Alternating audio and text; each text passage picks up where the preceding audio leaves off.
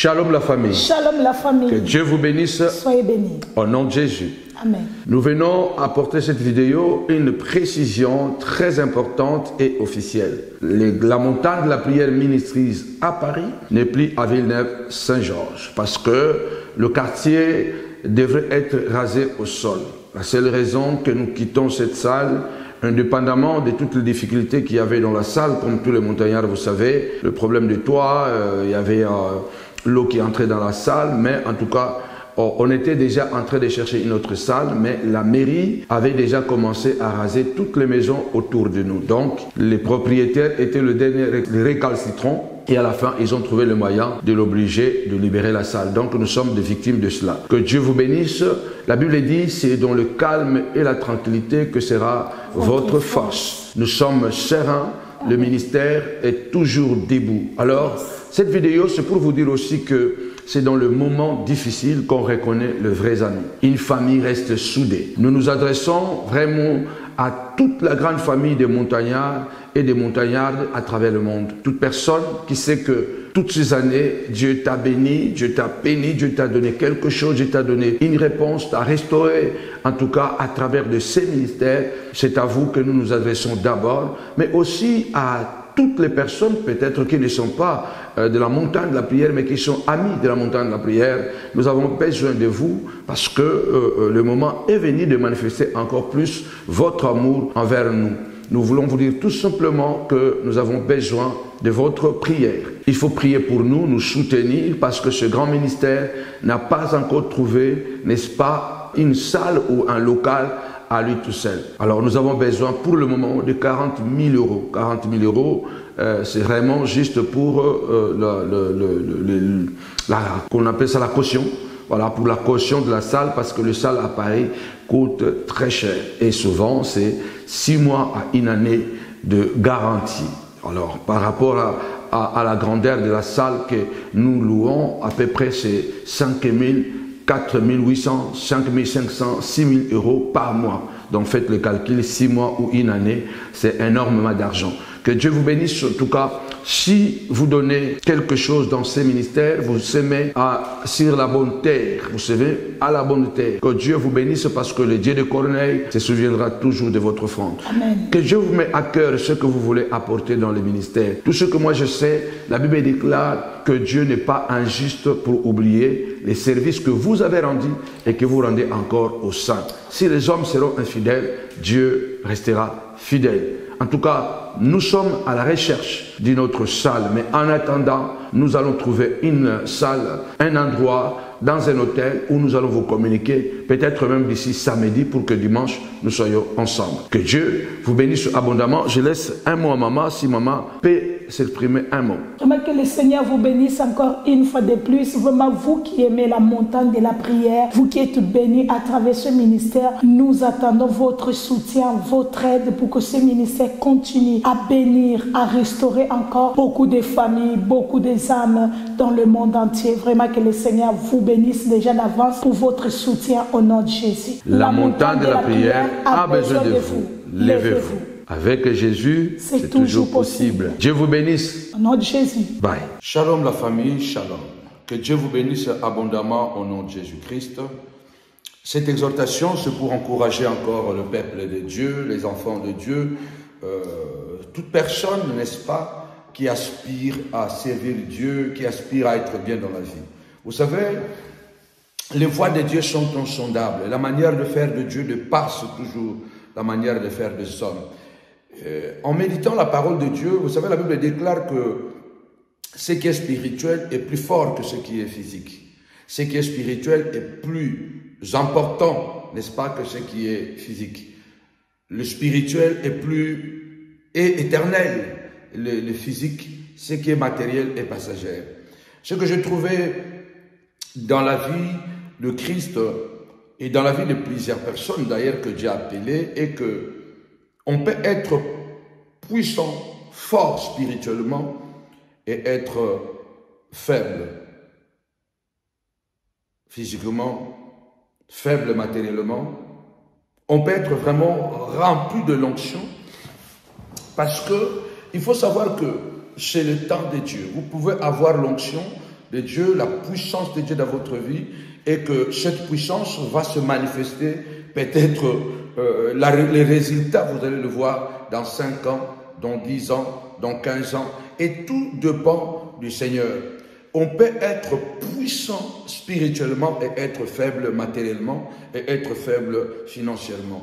Ne tombez pas dans cette erreur de traduire, toute onction égale l'argent, toute puissance égale prospérité matérielle.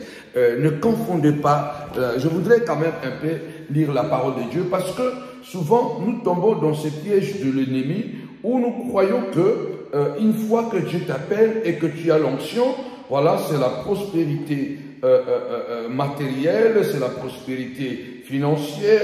On peut être puissant spirituellement et avoir besoin de certaines choses matérielles. On peut être puissant spirituellement. On a l'onction, on a le Saint-Esprit, on a gêné, on est bombé, mais on a besoin de l'argent.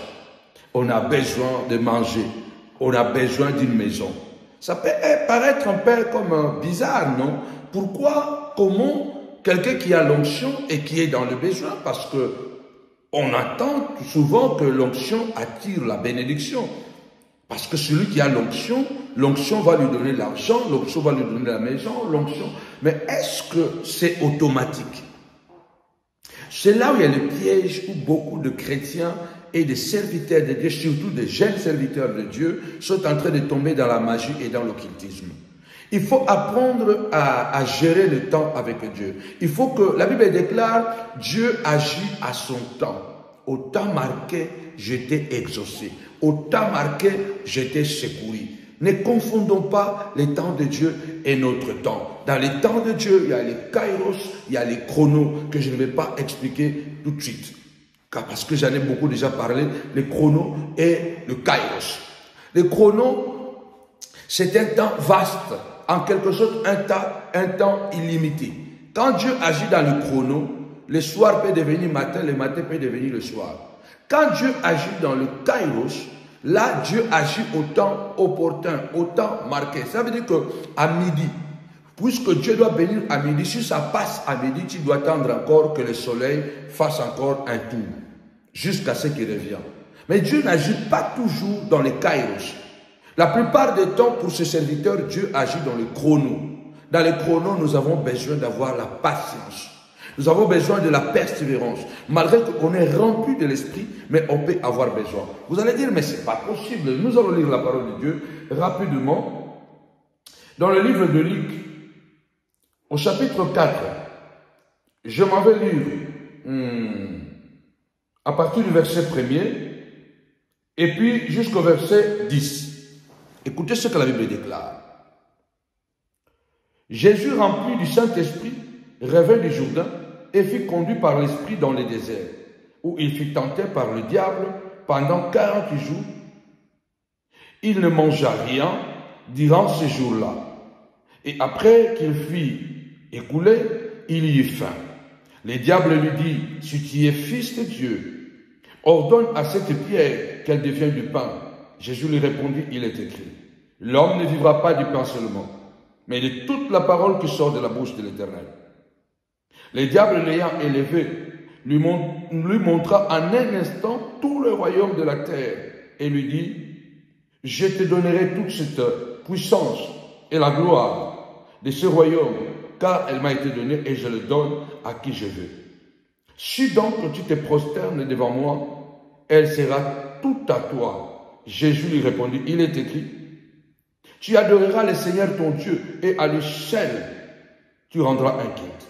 Le diable le conduisit encore à Jérusalem, le plaça sur le haut du temple et lui dit, si tu es fils de Dieu, jette-toi d'ici en bas, car il est écrit, il donnera des ordres à ses anges à ton sujet, afin qu'ils te gardent et que rien de tes os ne soit brisé. Et ils te porteront sur leurs mains, de peur que ton pied ne serpe contre une pierre. Jésus lui répondit, il est écrit, tu ne tenteras point l'Éternel, ton Dieu. Après l'avoir tenté de toutes ces manières, le diable s'éloigna de lui jusqu'à un moment favorable.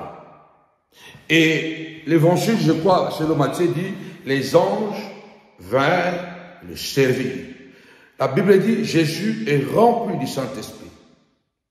Et puis, il part dans les déserts mains vides. Il est rempli de l'Esprit. Il entre dans la prière. Et pendant 40 jours et 40 nuits, Jésus va jeûner. Jésus va prier. Et à la fin de son jeûne et prière, la Bible dit clairement, Jésus a faim.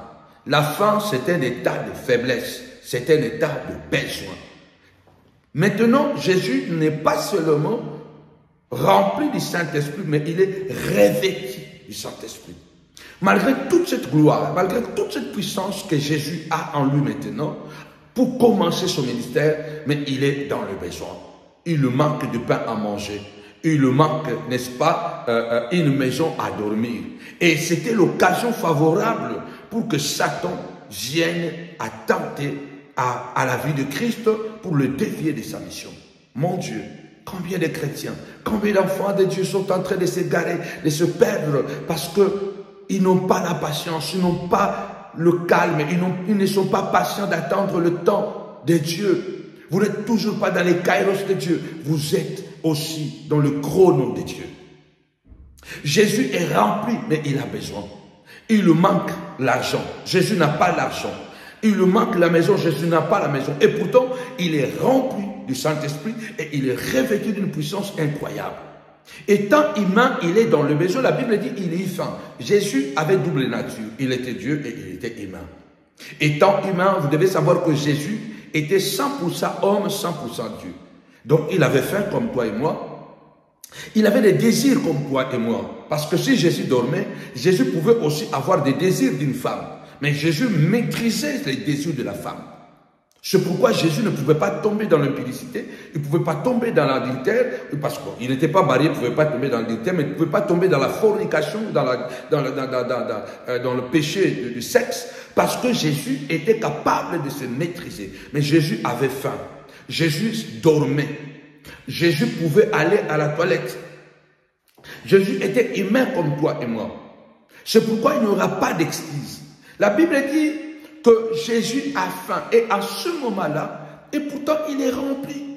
Combien de fois on ne se pose pas de questions, mais j'ai l'onction, j'ai la puissance, mais qu'est-ce qui me manque? Pourquoi je n'ai pas l'argent? Attends le temps de Dieu. Au temps marqué, j'étais exaucé. Au temps marqué, j'étais exaucé. Dieu n'oublie jamais là où il a déposé l'onction.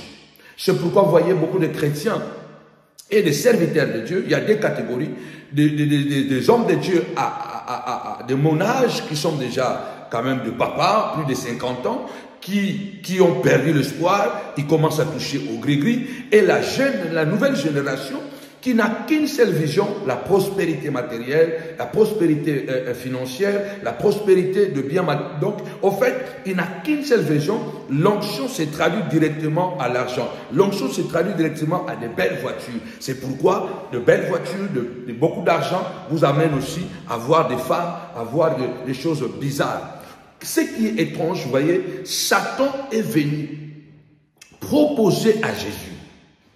Satan est venu au moment où Jésus est dans le besoin. Et pourtant, Jésus ne devrait pas être dans le besoin parce qu'il est rempli de l'onction. Il est revêtu de l'onction. Il a la puissance de Dieu, mais il est faible en ce moment-là. Autant tu es fort, autant tu es faible. Autant tu es fort, autant tu es faible. C'est pourquoi Dieu permet dans notre parcours de passer souvent dans la vallée de l'ombre et de la mort, dans la vallée de Baca, dans la difficulté, dans les douleurs, dans les humiliations, afin que nous puissions apprendre à vivre à débord. C'est pourquoi l'apôtre Paul dit, j'ai appris à être dans l'abondance, j'ai aussi appris à être dans la disette. Aujourd'hui, la nouvelle génération n'a qu'une seule vision. Quand il a l'onction, c'est la prospérité matérielle. Parce que nous regardons au matériel. Le matériel égale l'onction. Donc celui qui a beaucoup de membres dans l'église, celui que les gens aiment beaucoup, celui qui a beaucoup d'argent, cela veut dire que c'est à cause de son onction qu'il a beaucoup d'argent. C'est à cause de son onction, ce n'est pas du tout totalement vrai. Ne veut pas dire que tous ceux qui ont beaucoup d'argent, tous ceux qui ont de grandes églises, c'est parce qu'ils ont l'onction. Attention, il y a le feu étranger qui est entré dans l'église corps de Christ. Nous devons veiller à ce que notre capacité de compréhension spirituelle ne défaille pas. Jésus a besoin de manger et c'est là où Satan se présente. Satan n'a pas eu peur de proposer à Jésus parce qu'il tape au moment opportun. Il ne vient jamais au hasard. Il était venu parce qu'il avait vu que Jésus avait faim. C'est la Bible qui dit que Jésus avait faim. On a besoin d'argent, on a besoin de matériel. Une fois que nous avons jeûné, une fois que nous avons prié, une fois que nous savons que nous avons l'onction, attendons le temps de Dieu. En attendant, continuons à prier. Continuons à jeûner. Continuons à croire en Dieu. Même si ça tarde, soyons à Habakkuk, ça va arriver. La prophétie finira par s'accomplir. Soyons patients. Beaucoup de pasteurs aujourd'hui, des chrétiens aujourd'hui, sont tombés dans le loge, dans la magie. Pourquoi? Parce qu'avec l'onction, l'argent n'arrive pas. Avec l'onction, il n'a pas de maison. Avec l'onction, il n'a pas les succès des autres. Mais comment se fait que les autres, ils ont du succès, ils ont l'argent, ils ont comme ça. Je ne dis pas que tous ceux qui ont l'argent, tous ceux qui sont élevés, ils sont des diables. Mais pour dire que tu peux être fort spirituellement et être faible physiquement. Jésus l'a été. Fort spirituellement, mais faible physiquement. Parce que avoir faim, c'est un état de besoin. Celui qui a besoin, il est dans un état de faiblesse. L'apôtre Paul dit que quand je suis faible, c'est alors que je suis fort. Continuez à accumuler l'onction de Dieu dans votre vie. Le temps arrivera où la gloire de Dieu va éclater. Et votre bénédiction ne sera pas accompagnée de scandales. Ne sera pas accompagnée de beaucoup de scandales. Aujourd'hui, partout où il y a l'onction, partout où il y a la gloire, vous allez entendre des choses abominables, des scandales de gauche et à droite. On peut bien se défendre en se disant que non, c'est la jalousie, c'est la haine, parce que j'ai l'argent, c'est la haine, parce que les gens m'aiment beaucoup, c'est la haine. Mais Michael Jackson était aimé de partout. Johnny Hallyday était aimé de partout. Kofi Olomide est aimé de partout. Mais il ne gêne pas comme toi, il ne prie pas comme toi. Donc pour dire que ce n'est pas parce qu'il y a l'onction que les gens peuvent nous en vouloir et ne pas nous en vouloir parce que nous, non, comment dirais-je, les gens peuvent nous en vouloir parce que nous sommes élevés. Mais ne permettons pas que les gens, n'est-ce pas, trouvent en nous des occasions de chute. Jésus est dans un état de faiblesse. Et c'est là où Satan est venu le tenter. Au premier attaque, il dit, si tu es fils de Dieu, il le met, il veut créer un doute dans son cœur. Comme dans le jardin d'Éden au premier Adam. Si tu es fils de Dieu, Dieu a réellement dit, si tu es fils de Dieu. Et la Bible déclare, Satan dira, ordonne que cette pierre devienne du pain. Écoutez maintenant le secret. Parce que Satan sait que l'onction de Jésus peut transformer le pain, la pierre en pain. Satan sait que le pouvoir que Jésus possède en ce moment-là, il peut dire aux pierres, transformez-vous en pain que je mange. Cela lui sera possible. Satan le sait. Satan sait que ton onction peut te donner l'argent. Satan sait que ton onction peut te donner la gloire. Satan sait que ton onction peut te donner tout ce que tu fais. Mais il te précipite à le faire dans la désobéissance. C'est pourquoi beaucoup de gens sont en train d'utiliser l'onction uniquement pour avoir l'argent. Et vous allez voir que là où il y a l'onction, il y a le sexe. Et là où il y a l'onction, il y a des bêtises qui vont dedans. Pourquoi? Ce n'est pas, au départ, c'était une vraie onction. Mais puisque Dieu attendait son temps avant de pouvoir libérer les choses, Satan est venu lui dire que mais avec ton onction, tu peux avoir des femmes. Avec ton onction, tu peux avoir des voitures. Mais il faut seulement que tu fasses ça. Satan savait que le diable sait que l'onction que tu as peut te pousser à avoir la gloire, peut te pousser à avoir tout ce que tu as, tout ce que tu fais, pardon. L'argent, maison, voiture, tout ça, avec l'onction tu peux l'avoir, mais avec le temps de Dieu. Attendons le temps de Dieu. Tu peux être puissant spirituellement et être faible matériellement et ne pas avoir l'argent. Satan le sait. C'est là où beaucoup d'enfants de Dieu, beaucoup de pasteurs sont en train de tomber. Ils sont en train d'utiliser leur onction pour avoir le bien matériel. Et puisqu'ils sont en train d'écouter la voix de Satan, le signe c'est quoi? Vous allez voir que la bénédiction, leur bénédiction sent mauvais. Parce que leur élévation est accompagnée de gros scandales, est accompagnée de grosses bêtises. est accompagné de bruits qui font mal à l'oreille. Parce que ce n'est pas... Jésus a dit, il était inévitable que le scandale arrive. Mais malheur à celui par qui les scandales arriveront. On peut aimer tout le monde. Même le plus grand assassin du monde, il est aimé. Caïn était aimé par les siens. Et Caïn a prospéré d'une manière extraordinaire. Il a été à la base de plusieurs inventions. Et la descendance de Caïn a été la première descendance à prospérer sur la terre. La descendance de Caïn. Pendant que la descendance spirituelle vivait encore dans des cabanes, dans des villages, Caïn vivait déjà dans des villas. Caïn construisait déjà des villes. C'est Caïn qui a commencé l'urbanisation. C'est Caïn qui a commencé à fonder des villes. C'est Caïn qui a commencé à donner des noms de villes. Ne confondez pas l'onction avec l'argent. Ne confondez pas l'onction avec le matériel. Ne confondez pas l'onction avec la gloire. L'onction, c'est vrai, amène la gloire. Mais attention, vous pouvez écouter la voix de Dieu, et comme vous pouvez écouter la voix du diable, mais Dieu va passer par cette onction pour vous amener à la gloire. Satan aussi va passer par la même onction de Dieu pour vous amener à la gloire, mais dans la désobéissance. C'est la même chose qu'il a fait dans le jardin d'Éden. Les yeux d'Adam et Ève se sont ouverts, mais c'était par le chemin de la désobéissance. Satan prend Jésus, il l'amène sur le haut du temple. Jette-toi, il est écrit. On donnera des ordres à ton sujet. Il est écrit, Satan dit, il est écrit. On donnera des ordres à ton sujet. Et tu verras, les anges te protégeront, rien de toi ne va se casser. Le Seigneur, le diable, pardon, il sait que ce qu'il dit est vrai. Mais sauf que, il veut pousser Jésus à la désobéissance. Ne désobéissez pas parce que le matériel tarde. Ne désobéissez pas parce que la grandeur tarde. Ne devenez pas voleur, ne devenez pas bandit, ne devenez pas impudique parce que l'argent tarde d'arriver. Il y a des gens qui sont bénis à 30 ans, il y a des gens qui sont bénis à 50 ans, il y a des gens qui sont bénis à 60 ans. Mais que chacun de nous soit béni au temps marqué par Dieu et par l'obéissance et non par la tricherie et par le mensonge, et que notre bénédiction ne soit pas accompagnée de gros scandales. Je suis un père, je parle comme un père. Jésus répond à Satan, oui, c'est vrai, je peux tomber ici, les anges vont me recevoir. Cela est écrit, mais sauf que ce n'est pas le temps de Dieu que je puisse me jeter. Le Seigneur dira la première fois, il est aussi écrit, l'homme ne vivra pas du pain seulement, mais de toute la parole qui sort de la bouche de l'Éternel. Ce n'est pas le temps à moi d'utiliser mon pouvoir. Il y a un moment où on n'a pas le droit d'utiliser l'onction.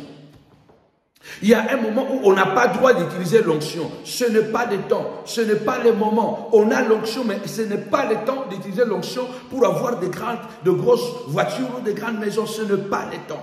Pour le moment, restons dans le spirituel. Continuons à nourrir le corps spirituel, l'être spirituel. Continuons à nourrir l'âme. Continuons à nourrir l'âme à travers la prière, à travers la sanctification, à travers la consécration, à travers la crainte de Dieu, à travers l'amour envers nos enfants, à travers l'amour envers nos femmes, à travers le vrai amour envers nos amis. C'est ainsi que nous continuerons à nourrir notre esprit. Les années peuvent passer, mais lorsque Dieu nous bénit pas avec de mauvais sang, non pas avec de mauvais bruit. Dieu nous bénit avec de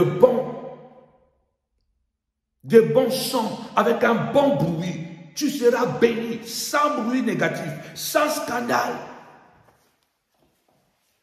Le Seigneur résiste. Il est dans le besoin, mais Jésus résiste. Résistez, malgré l'onction. Ne devenez pas voleur. N'écoutez pas la voix de Satan en utilisant l'onction de Dieu pour pouvoir courir vite et recevoir le matériel. On peut être fort spirituellement et paradoxalement être faible physiquement. Paradoxalement être pauvre financièrement. Mais celui qui a l'onction de Dieu finira par manger. La Bible dit à la troisième fois, il va le mener sur une haute montagne et il le fait voir la gloire. Il dit, tout ça c'est à moi. Les femmes m'appartiennent. L'argent là m'appartient. L'or m'appartient. La gloire du monde m'appartient. Elle m'a été donnée, je peux donner à qui je veux. Alors pour toi, tu peux seulement faire un simple geste. Tu te prosternes seulement. je te donnerai tout ça. Combien de gens ont dit que, ah, voilà, un ami m'a dit, il est parti en Afrique. Et puis un pasteur, un ami à lui qui est pasteur, qui a une grande église, et puis qui se met debout et qui dit, pas un ami à moi, un papa à moi, un mentor à moi, pas un ami à moi. Un grand frère à moi, un papa pour moi, un mentor, il m'a dit, cet ami est parti en Afrique et puis il est allé voir son ami. Et en arrivant là-bas, et son ami le fait prêcher la parole de Dieu, n'est-ce pas, dans son église, une très grande église, une très belle église. Et puis, quand son ami finit de prêcher, lui, il prend le micro, il se lève devant et puis il dit, voilà, je vous ai toujours dit, j'ai un hélicoptère en Europe. Vous ne croyez pas souvent. Mais mon ami qui vient de l'Europe, il va vous confirmer que j'ai un hélicoptère en Europe. Mon ami est là, demandez-le. J'ai un hélicoptère en Europe, mais vous ne croyez pas. Maintenant, son ami qui sait que c'est du mensonge. Alors, moi, j'allais éclater. Mais alors, son ami, il est embarrassé. Bon, je ne sais pas, peut-être même moi aussi, peut-être j'allais réagir comme son ami. L'ami ne savait même plus quoi faire. Il est resté bouche bée. Et puis, il a seulement bougé la tête comme ça, comme si voilà ce qu'il dit est vrai. Maintenant, quand ils sont partis dans la voiture, il dit, mais mon ami, qu'est-ce que tu m'as fait? Tu n'as pas un hélicoptère en Europe. Pourquoi tu peux me dire des choses comme ça? Tu peux me faire accepter des choses comme ça devant l'église. Son ami lui dit, non, ce n'est pas des mensonges, c'est seulement de l'influence. Toi, tu penses que c'est du mensonge, c'est de l'influence seulement. C'est pour que seulement les gens croient que ce que j'ai dit est vrai. Vous voyez, c'est simple. Vous savez, la frontière entre le mal et le bien est très subtile. La frontière entre Dieu et Satan est très subtile. Et souvent même, on a du mal à comprendre quand Dieu agit et quand Satan agit. Parce que Satan fait exactement ce que Dieu fait.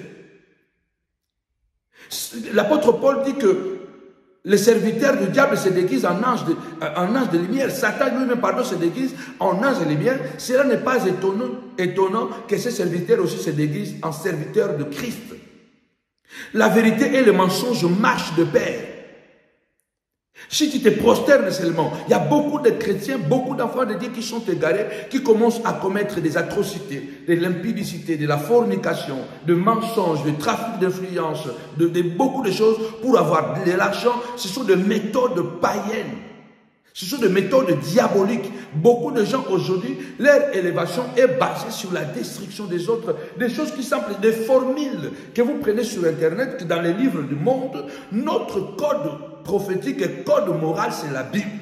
Tu ne peux pas réussir par les mensonges. C'est un mensonge, homme de Dieu, tu n'as pas un hélicoptère.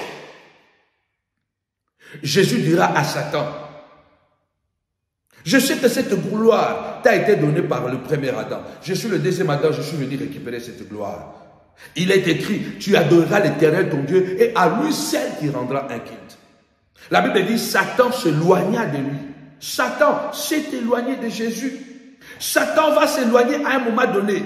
Ton onction va fonctionner. La terre où tu croyais être infertile sera fertile. L'existence des choses visibles, invisibles, viendront à l'existence. Dieu, à un moment donné, il va permettre que même les mauvaises personnes qui bloquaient ton onction vont s'éloigner. Dieu va qu'il est le maître des temps. À un moment, la Bible déclare, jusqu'à un moment favorable, les anges sont venus servir Jésus. L'onction qu'il avait ne l'a pas empêché d'avoir faim. L'onction qu'il avait ne l'a pas empêché d'avoir besoin, d'être dans le besoin. L'onction qu'il avait n'a pas même empêché Satan de venir lui faire des propositions. Mais Jésus a résisté à cela jusqu'au temps favorable et l'onction a fonctionné. Les anges sont venus les servir. Mais Satan se précipitait. Résiste mon enfant. Mon fils résiste. Mon ami résiste. Papa, maman, toi qui as l'onction de Dieu, résiste encore, ne trahis pas l'alliance de Dieu. Alléluia. Asaph dit, si je veux faire comme eux, je trahirai la race des Élis. Ne trahis pas l'alliance. Ne trahis pas l'alliance de Dieu. Jusqu'au temps favorable, les anges sont venus le servir. Et quand il a mangé la nourriture des anges, la Bible déclare, il entre maintenant dans la synagogue. Il prend les livres et dit, l'Esprit de l'Éternel est sur moi. Je suis maintenant pleinement dans ma mission. Il m'a oint pour annoncer la bonne nouvelle aux pauvres, renvoyer libre les opprimés, aux aveugles les recouvrements de vie, aux captifs la liberté, aux prisonniers la délivrance et proclamer une année de grâce du Seigneur. Waouh, les temps favorables. Après qu'il a résisté aux propositions de Satan, après qu'il a résisté, malgré l'onction, il était dans le besoin, il manquait l'argent, il a manqué la nourriture, il a manqué la maison. Il a dit un jour encore, malgré qu'il était déjà dans pleine gloire, les renards ont des tanières, mais le Fils de l'homme n'a pas où mettre sa tête. L'onction ne vous donne pas tout ce que vous voulez. L'onction vous canalise à voir ce que Dieu veut vous donner. Je répète, l'onction ne vous donne pas tout ce que vous voulez. L'onction ne vous ouvre pas toutes les portes, parce qu'il y a des portes de diable. Attention avec les opportunismes. Avec l'opportunisme, pardon. Je répète, l'onction ne vous donne pas accès à toutes les portes. Mais l'onction vous donne l'accès aux portes que Dieu ouvre pour vous. L'onction de Dieu, l'onction vous ouvre les portes que Dieu permet. Pas toutes les portes. Parce que Satan est venu ouvrir 3 portes à Jésus. Première porte. Ordonne que ce pierre devienne du pain. Deuxième porte. Si tu te jettes, tu peux te jeter. Les anges vont te accueillir. Troisième porte. Tu peux te prosterner. C'est simple. Un geste simple. Dans la première porte, c'était que Jésus devait prouver son pouvoir. Ne prouve rien aux gens. Ne prouve rien aux gens. Tu n'as rien à prouver aux gens. Sois humble malgré l'onction. Jésus ne voulait rien prouver. La première porte qui est en train de détruire beaucoup de chrétiens, c'est que nous voulons prouver aux gens que nous avons aussi l'argent, que nous sommes aussi élevés, que nous avons beaucoup d'abonnés, que nous sommes suivis. Et ça vous amène à faire des compromissions avec le monde des ténèbres, de la magie. Ne prouvez rien. L'onction de Dieu naturellement, au temps favorable, Dieu lui-même va permettre que les portes vont s'ouvrir.